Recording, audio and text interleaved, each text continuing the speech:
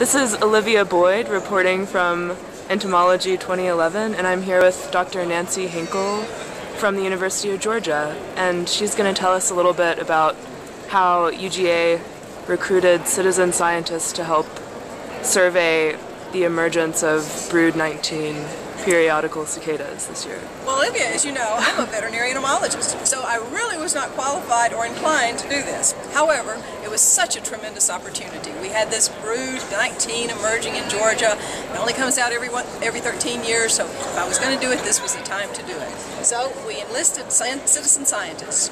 I'm an extension entomologist. I have a pretty good network of extension workers throughout the state of Georgia.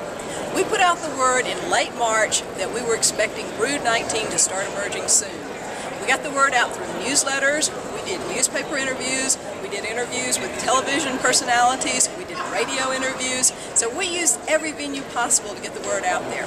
We showed pictures of these lovely insects, and that really got the public's attention. So we had people emailing us. We had a special email account set aside just for people to email us information about periodical cicadas emerging. We recommended that they send us pictures as well, and fortunately over 1,000 people who emailed us about their periodical cicadas emerging also sent us photographs. So we had pictures of the periodical cicadas showing up as well. Some quite charming, in fact.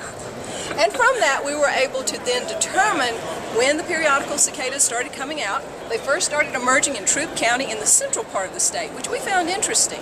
Cicada emergence is supposed to be correlated with temperature, so we expected the first emergences to be in the southern part of the state where it's warmer. But interestingly, the middle part of the state actually had cicadas before any of the rest of the state did.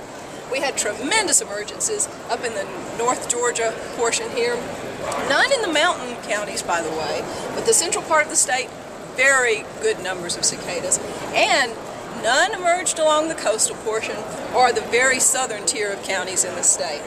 Interestingly, the Altamaha River, which runs right here, also had pretty good emergences in the riparian area, just along the river. Not farther into the county, but just along the river, which we found very interesting. So the habitat in South Georgia may be very different. So that was our survey of the periodical cicada emergence in Georgia in 2011. Thank you, Dr. Hinkle.